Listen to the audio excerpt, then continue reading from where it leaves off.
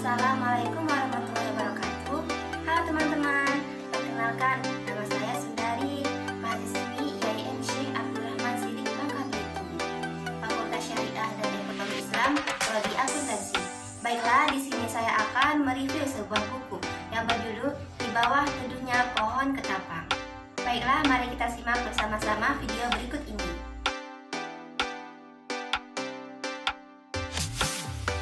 Identitas buku. Judul buku Di Bawah Teduhnya Pohon Ketapang.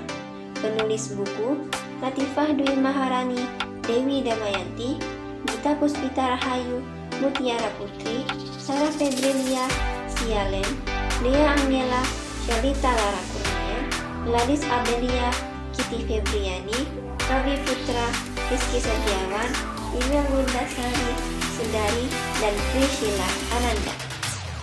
Penerbit buku Syafa, tahun terbit 2020. Tebal halaman 172 halaman. Sinopsis buku Aku dan Pahlawan Kesianganku. Cerita ini menceritakan seorang anak perempuan yang bernama Alicia, berusia 15 tahun, memiliki sahabat yang baik. Tapi, suatu hari Alicia bertengkar dengan salah satu sahabatnya, Darlene, karena sebuah kesalahpahaman. Karena itu, Darlene berbuat jahat kepada Alicia dengan menjebaknya mencontek saat ulangan. Alicia dipanggil ke ruang guru dan dimintai penjelasan. Namun ketika guru memeriksa CCTV, Darlene lah yang telah memfitnah Alicia. Kemudian Darlene meminta maaf sambil menangis. Alicia pun memaafkannya dan persahabatan mereka kembali. Aku dan teman baru. Berawal dari kelulusan SMP, Caca, gadis pemalu dan sulit bersosialisasi, memasuki masa SMA. Padahal, saat itu dia sangat ingin mengikuti teman-temannya yang lain, yaitu ke sekolah kejuruan. Namun, kedua orang tuanya menentang keras. Berbagai cara telah dilakukan untuk membujuk orang tuanya, tetapi selalu gagal, seperti sekarang. Namun, setelah masuk SMA, Caca dengan mudah beradaptasi dengan teman-teman sekelasnya dan terasa sangat menyenangkan. Bersahabat bagai perangko. Nisa yang dulunya bersekolah di SMP Negeri 1 Muntok, saat di SMP dia dekat dengan seorang gadis yang saat itu menjadi sahabatnya, yang bernama Dira. Tapi tidak disangka Dira merupakan keluarga jauhnya. Tapi persahabatan mereka putus karena sebuah masalah kecil. Saat SMA, Nisa mendapatkan sahabat baru yang bernama Dinda dan Giselle. Mereka selalu pergi kemana-mana bersama dan sudah seperti perangko. Arti sahabatnya sesungguhnya. Muti yang merupakan anak kedua dari dua bersaudara dibesarkan oleh kedua orang tua yang sibuk dengan pekerjaan masing-masing. Pada awalnya, semua berjalan dengan normal. Suatu ketika, Muti mulai beranjak remaja, sebuah masalah besar muncul. Dimulai ketika semua teman perempuannya sudah datang bulan kecuali Muti. Karena Muti masih sangat muda dan tidak mengerti akan hal seperti itu, mungkin itu hanyalah hal sepele pikirnya. Kemudian, Muti datang bulan, tapi anehnya siklus datang bulannya aneh.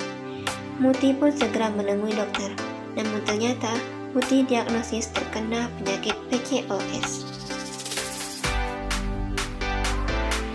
Kepompong. Tokoh aku mempunyai sahabat yang bernama Sari. Mereka itu satu kampung, satu TK, dan satu SD. Keseharian mereka suka berkelahi dan banyak sekali lika-liku di antara mereka. Kemudian dia dan Sari bertengkar karena seorang cowok yang disukai Sari menyukainya. Namun tidak lama mereka bertengkar, mereka pun berbaikan. Dan tak lama kemudian ada kejadian yang menimpanya, yaitu ibunya di rumah sakit dan akhirnya meninggal. Dia sangat sedih.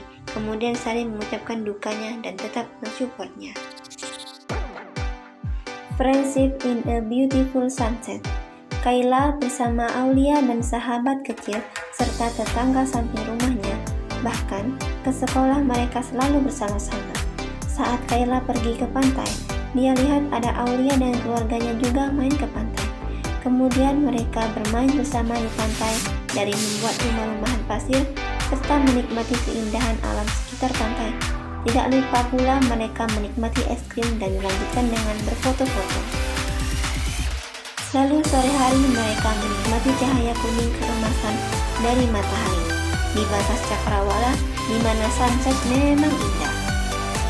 Di bawah teduhnya pohon ketapang, Hilma merupakan sahabat baru favorit Zayenna. Hilma merupakan gadis cantik dan soleh, lembut dan santun tutur katanya. Pertemuan mereka berawal dari keterpurukan Zayenna. Sebelum bertemu dengan Hilma, Zayenna merasa hari-harinya begitu berat dan waktunya hanya untuk mengejar dunia, dan tanpa dia sadari, dia jauh dari sang pemilik semesta.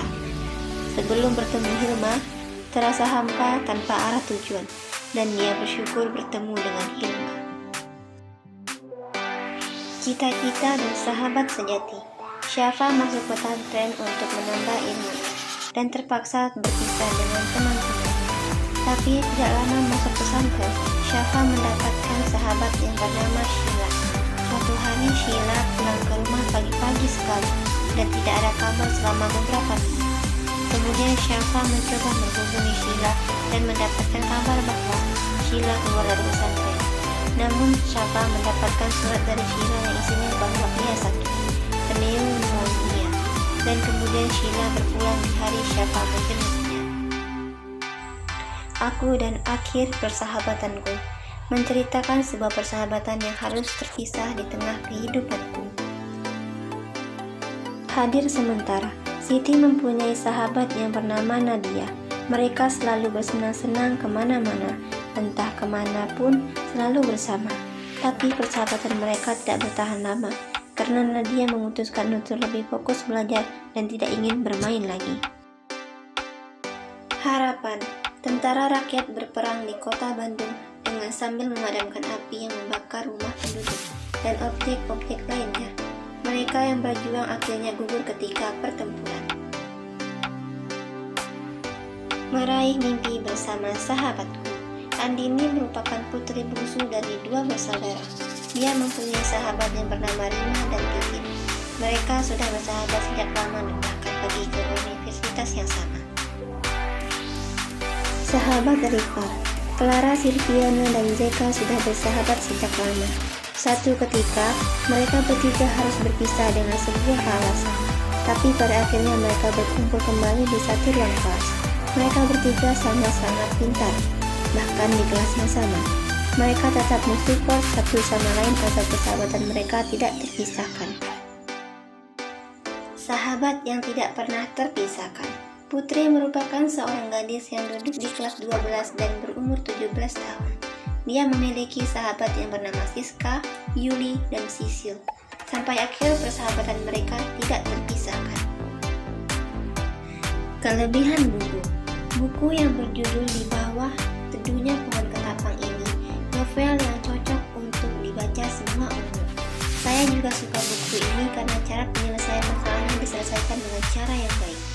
Cerita ini masing-masing setiap judul dalam buku ini bisa dibuat sebagai inspirasi kita dalam bersahabat. Kekurangan buku ini banyaknya kesalahan dalam ketikan, tanda baca yang tidak teratur, juga banyak paragraf yang masih berantakan. Kesimpulan dari buku ini adalah buku ini merupakan kumpulan antologi cerpen yang bertemakan sahabat. Terdapat berbagai macam judul pada buku ini. Cerita sahabatnya pun berbeda-beda, dan cara penyelesaian masalahnya berbeda. Dan dapat disimpulkan pula dalam buku ini bahwa jika kita memiliki seorang sahabat ataupun banyak, maka sahabat tersebut tidak akan mengkhianati kita, karena seorang sahabat tidak akan berkhianat. Baiklah, itu tadi video tentang buku yang berjudul Di Bawah Teduhnya Pohon Ketapang. Untuk teman-teman